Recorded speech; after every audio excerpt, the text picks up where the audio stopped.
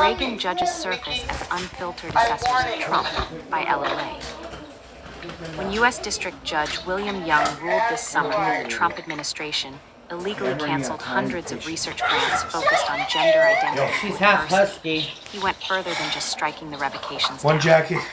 The Reagan-appointed judge who took the bench No one in wants to wear 1985 bugs. Okay. said it was his unflinching obligation to draw the conclusion that the administration's move amounted to racial discrimination and discrimination against the LGBTQ community. That is what this is. I would be blind not to call it out, the judge said.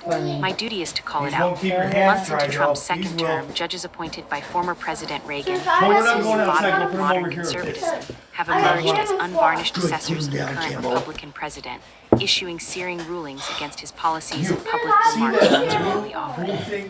The judges are often the senior-most jurists on their courts, referencing their lengthy tenures to undergird the unprecedented nature of Trump's initiatives and his means to achieve them. No, Bluey, the Perhaps hat. it was in the tea leaves at the start of Trump's term that the Reagan judges would emerge as vociferous critics. In one of Trump's first acts back in the White House, he pardoned nearly all January 6, 2021, defendants accused of storming the Capitol after he lost his 2020 bid for the presidency to former President Biden. U.S. District Judge Royce Lambert, a Reagan judge who took the bench in 1987, wrote days later that in his 37 years of judgeship, he could not recall a time when such meritless justifications of criminal activity You are have gone overstimulating my brain. I have been shocked to watch some public figures try to rewrite history, claiming rioters behaved in an orderly fashion like ordinary tourists, or martyrizing convicted January 6 defendants as political prisoners or even, What do you want me to incredibly, do? hostages, I have the a judge fucking wrote. puppy. That is all preposterous. The trend has continued as Trump has pushed the bounds of presidential authority. U.S. District Judge John Coffiner, who took the bench in 1981, wrote in a February decision striking down Trump's birthright citizenship executive order that, to Trump, the rule of law is but an impediment to his policy goals. When an appeals panel in April urged the Trump administration to more diligently seek the return of then mistakenly deported man Comar Abrigo Garcia, U.S. Circuit Judge Harvey Wilkinson III penned the order. Contending the government's shocking conduct asserted a right to stash away residents of this country in foreign prisons without the semblance of due process that is the foundation of our constitutional order. And Young again excoriated the administration in September with a blistering rebuke of Trump's crackdown on pro-Palestinian campus activists. In the ruling, he quoted a portion of Reagan's inauguration speech which noted, "Freedom is a fragile thing, and it is never more than one generation away from extinction," but posited that Trump may have drawn a darker, more cynical meaning from the message. I fear President Trump believes the American people are so divided that today they will not stand up, fight for, and defend our most precious constitutional values so long as they are lulled into thinking their own personal interests are not affected, Young wrote. Is he correct?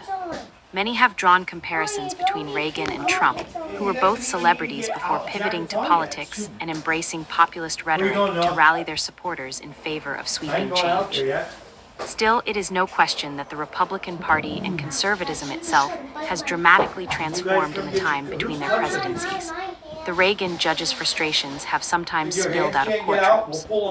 In July, Coffiner took a rare step to speak out publicly, alongside another judge, about threats he has faced overseeing cases against Trump. He said that the damage to the judiciary's reputation due to the attacks of public actors has been stunning. Earlier this month, U.S. District Judge Mark Wolf, another Reagan appointee, who was nominated in 1985, made the unusual decision to resign from his senior post on the bench in Massachusetts to dedicate his time to fighting Trump. He wrote in The Atlantic that he can no longer bear to be restrained by the limits imposed on judges' public speech and actions outside the courtroom, describing Trump's conduct as contrary to everything that I have stood for as a judge and earlier a prosecutor. Silence for me is now intolerable, Wolf said. While many Reagan judges have rebuked the Republican president, frustration with Trump has not been universally shared among the jurists still hearing cases, though their zeal remains apparent. U.S. Circuit Judge Jerry Smith, who took the bench in 1987, issued a withering dissent last week from the order striking down Texas's new GOP-friendly House map, saying this is about partisan politics, plain and simple. The main winners from Judge Brown's opinion are George Soros and Gavin Newsom. he wrote of the Democratic megadonor and California governor.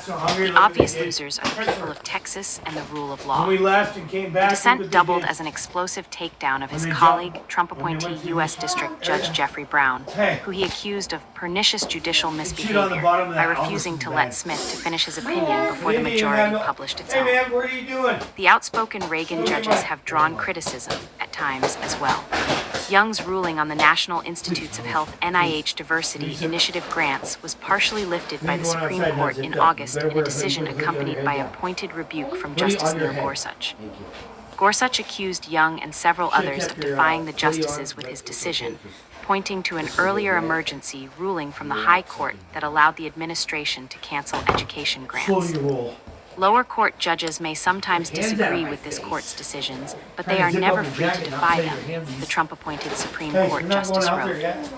Young issued an apology from the bench and soon after, retired Justice Stephen Breyer, appointed to the High Court by former President Clinton, gave a rare interview to the New York Times rejecting the idea that Young, whose rulings he reviewed as an appellate judge for years, would ever deliberately defy the justices.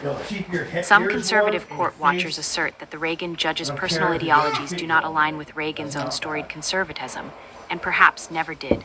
They place blame on the Senate's blue slips practice, which lets home state senators weigh in on presidential nominations to district courts and U.S. attorneys' offices. Are you sure you don't want these? When Reagan tapped Young and Wolf to be district judges in Massachusetts, the state's two Democratic senators allowed their nominations to proceed. Washington state senators were a Democrat and Republican when Coffiner were confirmed. Senators typically exert less influence over a President's Appeals Court nominees, which Wilkinson and Smith both were, and Lamberth serves on the bench in Washington, D.C., which has no senators to return blue slips. But judges have rejected any notion that politics played a role in their rulings. I decided all of my cases based on the facts and the law, without regard to politics, popularity, or my personal preferences, Wolf wrote in his op-ed. That is how justice is supposed to be administered, equally for everyone, without fear or favor. This is the opposite of what is happening now, he said.